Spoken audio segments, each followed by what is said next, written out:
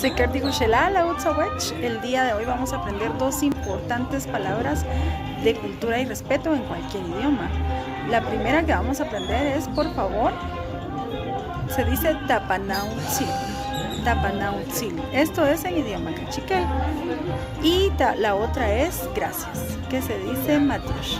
Siempre agregando a quien van a agradecer a ustedes, sea un señor o una señora, matiosh ishok, matiosh achin, matiosh isteng, matiosh alá. Eso es importante, agregar a quien ustedes están saludando, agradeciendo.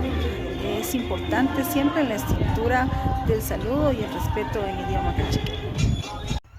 Hola, mire, aquí están las vaquitas. Vaca se dice waksh. Vaquita se dice tiwaksh. Vaca, recuerden que es waksh. Y las vacas tak waksh. Waksh. Miren qué hermosa esa waksh. Bien grande.